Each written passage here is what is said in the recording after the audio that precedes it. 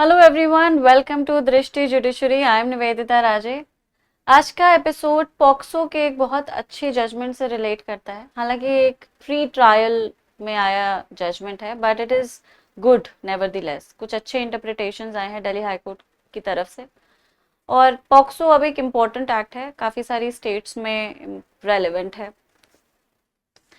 Case का नाम है सुंदरी Gautam versus state of NCT of Delhi. Case के फैक्ट सिंपल है। जुलाई 2018 में सुंदरी गौतम पर एलिगेशंस थे कि उन्होंने अपने 6 साल के बेटे को सेक्सुअली असॉल्ट किया। 2022 में उनके खिलाफ एफआईआर दर्ज हुई। एफआईआर में उन पे कुछ चार्जेस लगाए गए पॉक्सो के under. The charges were under section 3, 5 and 6। क्या है ये sections? Section 3 defines penetrative assault. ठीक है, पेनिट्रेटिव असॉल्ट क्या है? सेक्शन 3 डिफाइन करता है उसे।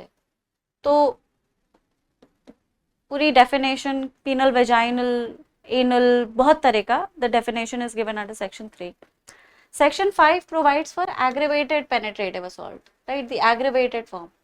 अभी एग्रीवेटेड पेनिट्रेटिव असॉल्ट का मतलब ज्यादा इंटेंस पेनिट्रेटिव असॉल्ट नहीं है। It actually covers situations in which the offender is a person holding a position of trust, जैसे parent, guardian, relative, teacher, right. वो व्यक्ति जो कि ट्रस्ट पोजीशन, फिड्यूशरी पोजीशन में था बच्चे की, और उसी ने बच्चे को सेक्सुअली एक्सप्लॉइट किया है, पेनिट्रेटिव असॉल्ट किया है, राइट। तो वो एग्रेवेटेड पेनिट्रेटिव असॉल्ट है। अब इनकी सजा जो है वो सेक्शन 6 में दे रखी है, पेनल्टी सेक्शन 6 में दे रखी है। पेनल्टी में इंटेंशन को भी मेंशन किया गया है, राइट। अब पॉक्सो जो है वो एक क्रिमिनल एक्ट है। It was created to protect children from sexual abuses and exploitation and sexual crimes, right. अब सोचने वाली बात है कि पब्लिक वेलफेयर इसका एक एजेंडा रहा है, लेकिन क्रिमिनल तो है ही, है ना। The act is after all criminal, it is criminalising sexual abuses of children. तो क्राइम जब आप पढ़ते हैं या क्राइम को आप कहीं पे भी देखते हैं तो दो इम्पोर्टेंट फैक्टर्स आ ही जाते हैं। उनमें से एक एक्टस रियस है और दूसरा मेंस रिया है। मतलब क्राइम के पीछे की इंटेंशन उतनी ही इंपॉर्टेंट है जितना कि crime. If you did something without a criminal intention, you would not be a criminal, your act will not be a crime. एक बच्चे के प्राइवेट पार्ट को टच किया गया सेक्सुअल ग्रेटिफिकेशन के इंटेंशन से, ये क्राइम है, क्योंकि ये क्रिमिनल इंटेंशन के साथ किया गया टच है। ये पॉक्सो पेनलाइज करेगा। लेकिन अगर एक डॉक्टर ने बच्चे को एग्जामिन करने के लिए उसके प्राइवेट पार्ट को टच किया है तो ये क्राइम नहीं है। हालांकि टचिंग इसमें भी है, लेकिन उस टचिंग के पीछे का इंटेंशन सेक्सुअल ग्रेटिफिकेशन नहीं है, मेडिकल एग्जामिनेशन है, which is legal, right? So this is of course something which is taken into consideration whenever a sexual assault or whenever an assault of sexual nature is being analyzed. अब इस case में मैंने आपको बताया कि सुंदरी गौतम पे allegations थे कि उन्होंने अपने छोटे बच्चे को, 6 साल के बच्चे को सेक्सुअली असॉल्ट किया। इंसिडेंट था 2018 का और एफआईआर की गई 2022 में। एफआईआर के बाद चार्जशीट फाइल हुई और चार्जशीट को फिर कोर्ट में प्रेजेंट कर दिया गया। कोर्ट ने कॉग्निजेंस ले लिया, लेकिन ट्रायल नहीं शुरू हुआ था। ट्रायल से पहले ही सुंदरी गौतम ने दिल्ली हाई कोर्ट में इस एफआईआर को और इस केस को क्वॉश करने का पिटिशन डाल दिया कि ये केस जो है वो सब्सटैंशियल नहीं है, it does not hold foundation, allegations are not, मतलब they are false, they do not fulfil the criteria, इसीलिए आप इस केस को डिसमिस कर दीजिए। अब क्राइटेरिया क्या था?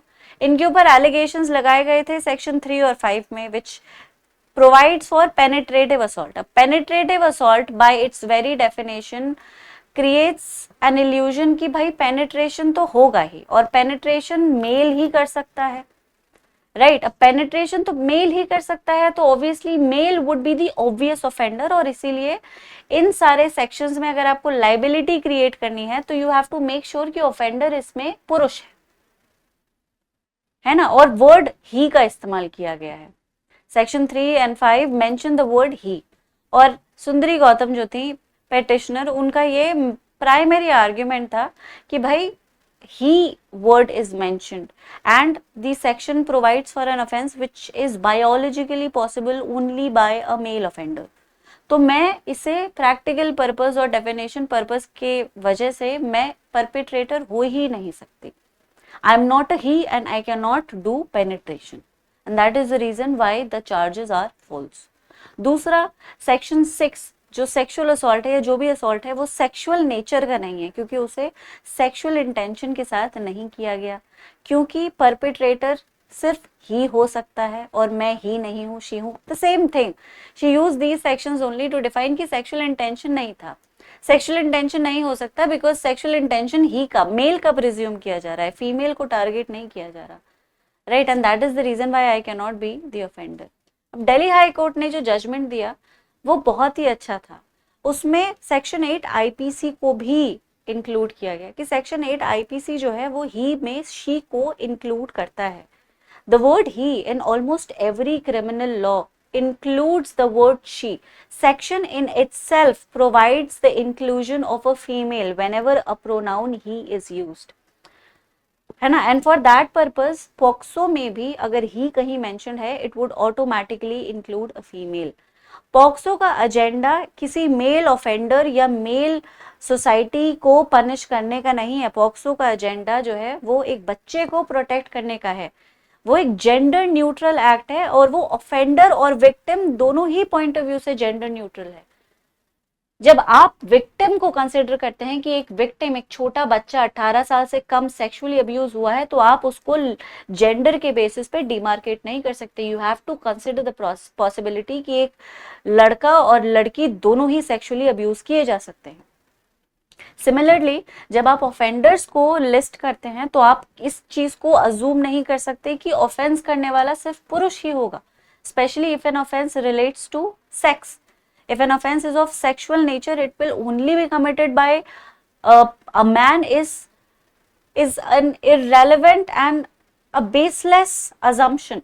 वो आज की सोसाइटी में होल्ड नहीं करती, वो किसी भी सोसाइटी में होल्ड नहीं करती थी, राइट. विमेन वल्नरेबिलिटी से बाहर आ चुकी हैं और वो इक्वली किसी ऑफेंस के लिए लायबल हो सकती हैं. And the agenda of the act, again, like I said, the agenda of the act is to protect children, not to target a particular gender. So whether a person is a male or a female, he is equally liable because he would include she by the very nature of the act. तो पहला जो point of contention था उसे deny कर दिया गया. दूसरा, intention को क्लैरिफाई किया गया कि भाई सेक्शन 6 में पेनल्टी के लिए सेक्सुअल इंटेंट होना जरूरी है और इंटेंट सिर्फ पुरुष की हो सकती है क्योंकि पेनिट्रेशन भी वही कर सकता है. इस चीज को भी डिनाई कर दिया गया कि भाई इंटेंशन तो किसी की भी हो सकती है.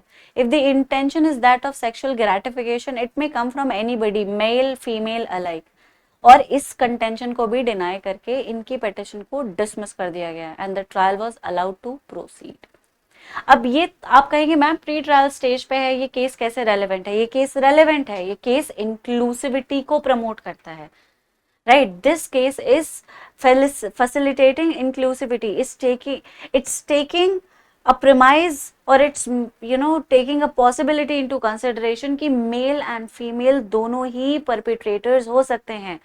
एक सेक्सुअल अब्यूज के, एक सेक्सुअल क्राइम का ऑफेंस जितना मेल कर सकता है, या सॉरी एक सेक्सुअल ऑफेंस को कमिट जितना मेल कर सकता है उतना फीमेल भी कर सकती है. तो आप you would have to be open to the possibility where a male and female can be equally liable for a sexual offence and it starts with POCSO. I have a hope कि it would extend itself to other provisions also. ठीक है, जहां पे एक बच्चा abuse हो सकता है वैसे एक ग्रोन अडल्ट मेल का भी रेप हो सकता है. हालांकि हमें अभी हमारा लेजिस्लेशन उस पॉसिबिलिटी के लिए ओपन नहीं है, लेकिन कम से कम कहीं से शुरुआत तो हुई है, राइट. तो ये इंटरप्रिटेशन जो है वो पब्लिक वेलफेयर में ये एक बहुत ही लिबरल इंटरप्रिटेशन है और आपको इसके बारे में पता होना चाहिए. बहुत सारे केसेस में आप इसे यूज कर सकते हैं. इक्वलिटी में आप इसे यूज कर सकते हैं, आर्टिकल 14 में भी इसे यूज किया जा सकता है by way of again interpretation. if a child is able to incorporate it, बहुत ब्यूटिफुली ऐड हो जाएगा ये कि भाई इक्वलिटी फिर हर तरह से इक्वल है. इक्वल प्रोटेक्शन ऑफ लॉज में आता है ना, ये इक्वलिटी बिफोर लॉ में आ जाता है. मतलब it is a very valid concept, equal protection of laws में it can be very easily included कि भाई लॉ सबके लिए बराबर है ना। अगर आपने ऑफेंस किया है तो आप पे वही पेनल्टी लगेगी, आर्टिकल 14 का पार्ट बन सकता है। अगेन बाकी तो आप बहुत सारे पब्लिक वेलफेयर या किसी भी सोशल लेजिस्लेशन या किसी भी तरह से कोई आंसर है उसमें आप इसको यूज कर सकते हैं, राइट। और पॉक्सो से अगर रिलेट करता हुआ कोई आंसर आ जाता है, क्वेश्चन आ जाता है, तो उसमें तो आप यूज कर ही सकते हैं, राइट। तो ये है केस, एक बार नोट्स पढ़ लेते हैं। एलिगेशंस मैंने बता ही दिया आपको, section 3, 5 and section 6। Charges framed against petitioner under section 6, response revision petition under section 397 read with section 482। petitioner के argument थे कि there was an unreasonable delay of 4 years। अब यहाँ पे एक और फैक्ट है, डिले 4 साल का था, मैंने आपको बताया, मैंने मेंशन भी किया है, 2018 में हुआ इंसिडेंट और रिपोर्ट किया गया 2022 में।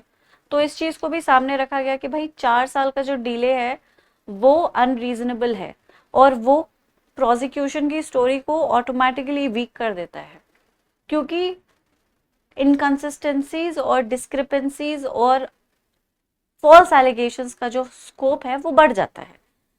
क्राइम जब हुआ है उसको इमीडिएटली अगर आप रिपोर्ट करें तो एविडेंसेस भी फ्रेश रहते हैं, उसको उसके मतलब वहां पे जस्टिस करना आसान हो जाता है, because it would be easier to determine guilt and innocence. After a very long period it's difficult to determine both whether it is innocence और गिल्ट, ठीक है, क्योंकि वही टाइम आ गया काफी। तो ये भी एक ग्राउंड का था जिसके बेसिस पे पिटिशन या एफआईआर को क्वॉश करने की डिमांड रखी गई थी। अब कोर्ट ने जब प्रोसिक्यूशन से जस्टिफिकेशन मांगा कि क्यों देर हुई, तो प्रोसिक्यूशन ने कहा छोटा बच्चा है वो 6 साल का, है ना, 4 साल से उसकी काउंसलिंग चल रही है, उसका ट्रीटमेंट चल रहा है। बच्चा जब इतने बड़े ट्रॉमेटिक एक्सपीरियंस से गुजरता है तो वो डर जाता है, और जब वो डर जाता है तो वो आसानी से कहानी नहीं बोलता, उसे कहानी व्यक्त करने में, अपने ट्रॉमा को डिस्कस करने में, एक्सप्रेस करने में, शेयर करने में टाइम लग जाता है। और यही चीज जो है वो बहुत यूजुअल है।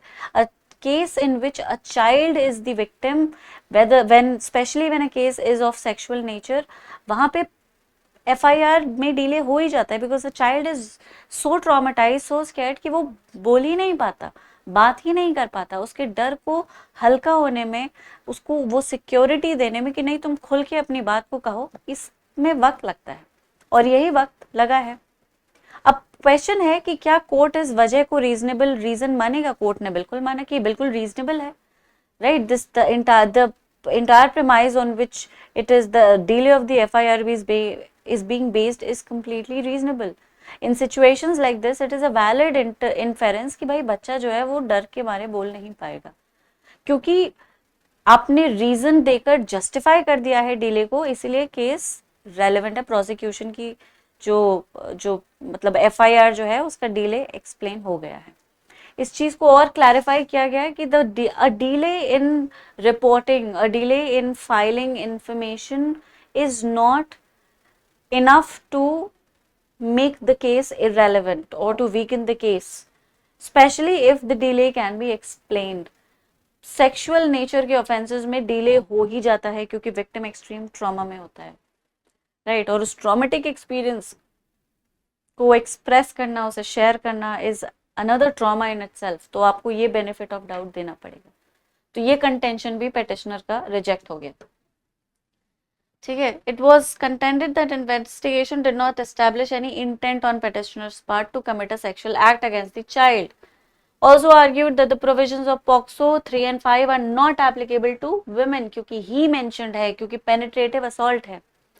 Issues whether the offences can be committed by women or if the act is restricted to male offenders, whether the delay could be a ground for quashing the proceedings, whether the interpretation of the word he restricts its application only to male। हम ये तीनों discuss कर चुके हैं issue, और court ने इन पे क्या कहा है वो भी हम आंसर कर चुके हैं। सेक्शन 3 क्या डिफाइन करता है? Penetrative assault. Section 5 aggravated penetrative assault.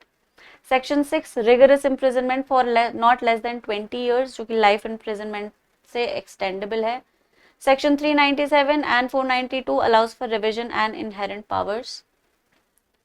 Applicability of women मैंने बता ही दिया, दिल्ली हाई कोर्ट ने कहा कि पॉक्सो के जो प्रोविजंस हैं they are not restricted to male, The pronoun he should not be interpreted narrowly to exclude women. Women are included.